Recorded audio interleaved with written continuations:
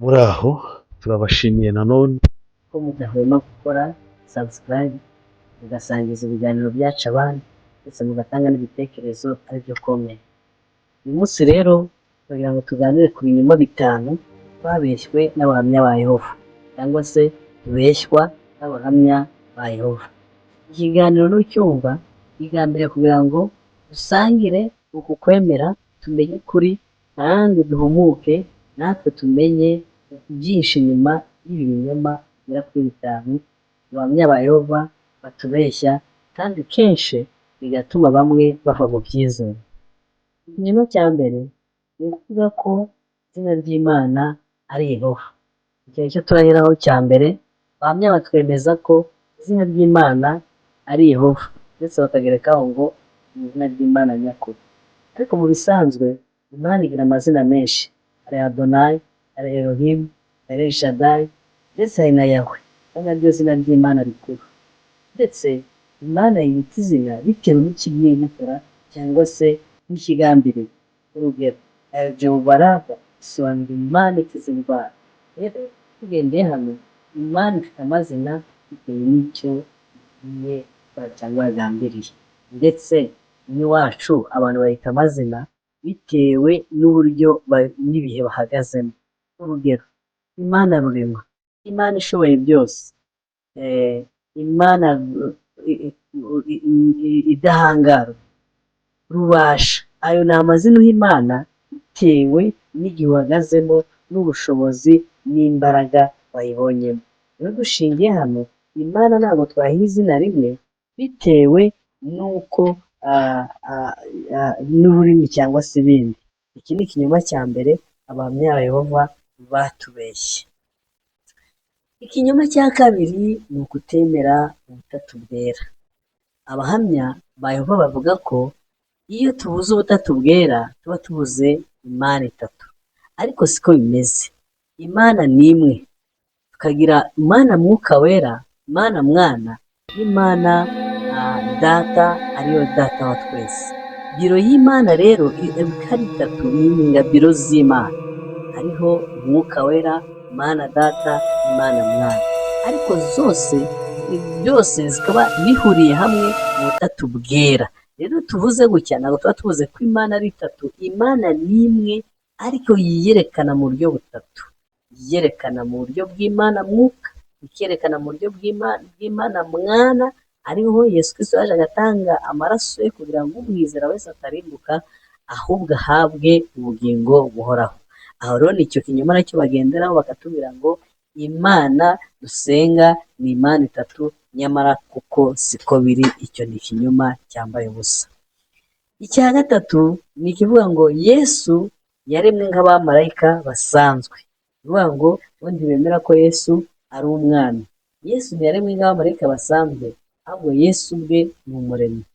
Ni umuremyi rwose, kuko nk'uko tubibona mu rwandiko barandika Abakolosayi mu gice cya mbere ku murongo wa 16 wasomye haranditse ngo kuko muri we harimo byose byaremewe, ari byo mu ijuru cyangwa ibyo mu isi, ibiboneka n'ibitaboneka, intebe z'ubwami n'ubwami bwose n'ubutware bwose n'ubushobozi bwose. Ni we wabiremye byose kandi rero ni nawe byaremewe. Ibi ni Yesu bavugaga ko ari we shusho y'Imana itaboneka. Umurongo wa 15, ni we mfura mu byaremwe byose, ngo uko muri we arimo byose byaremewe kandi ari byo mu ijuru cyangwa ibyo mu isi, ibiboneka n'ibitaboneka, intebe z'ubwami bwose n'ubutware bwose n'ubushobozi bwose, ni we wabiremye kandi rero ni nawe byaremewe. Iyo usomye mu rwandiko rwa Yohana igice cya mbere umurongo wa mbere avuga ko Jambo yariho kandi uwo Jambo yahoranye n'Imana kandi mu byaremwe byose nta kitararemwe nawe. Icyo ni ikinyoma cya gatatu rero abahamya ba Yehova batubeshya. Ikinyoma cya kane bavuga ko Yesu atazutse ku mugaragaro, ngo ahubwo igihe yari ari ku musaraba, ndetse bo bavuga ko hari n'igiti batemera umusaraba, ngo umwuka yamuvuyemo agahita ajya mu ijuru. Ariko mwibuke ko Yesu amaze kuzuka yiyeretse Toma ndetse n'izindi ntumwa. Mwibuke ko Yesu amaze kuzuka yatanze igaburo ryera igihe yari amaze kuzuka. Mwibuke yuko yabwiye intumwa ze akabwira Petero igihe ari gushidikanya ngo urebe inkovu zanjye, za nkovu zo mu biganza n'iyo mu rubavu akazimwereka. Icyo gihe azimwereka ko yari yamaze kuzuka. ibyo murabyibuka igihe yahuraga n'intumwa agiye Emawusi. Rero Yesu yarazutse, yarapfuye arazuka, kandi nk'uko yari yarabyivugiye mbere akavuga ngo nzapfa ku munsi wa gatatu nzazuka. Yarazutse, si umwuka wavuye muri we ari ku musaraba ngo ujye mu ijuru. Iki rero ni ikinyoma cy'abahamya ba Yehova bakoresha kugira ngo bayobye intore nyinshi, kandi biravuga ngo muri iyo minsi bazayobya intore nyinshi niba bishoboka. Ikinyoma cya gatanu ni uko abahamya ba Yehova batemera umwuka wera, ahubwo bavuga ko umwuka wera ari imbaraga zisanzwe z'abantu, ariko sibyo rwose 100%. Yesu ubwe yavuze ko atazadusiga nk'imfubyi, ahubwo azatwohereza mwuka wera.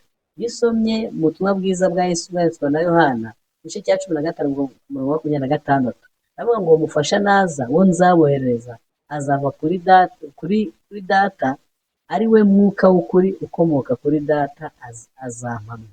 Iyo dusomye mu gitabo cy'ibyakozwe n'intumwa hatugaragariza ukuntu umunsi wa Pentekote ari umunsi wa 50, intumwa zose aho zari ziri mu cyumba kimwe zuzuye umwuka wera, ndetse ngo zitangira kuvuga indimi nshya, ngo abari aho benshi batangazwa n'uko izo ntumwa ziri kuvuga indimi z'iwabo.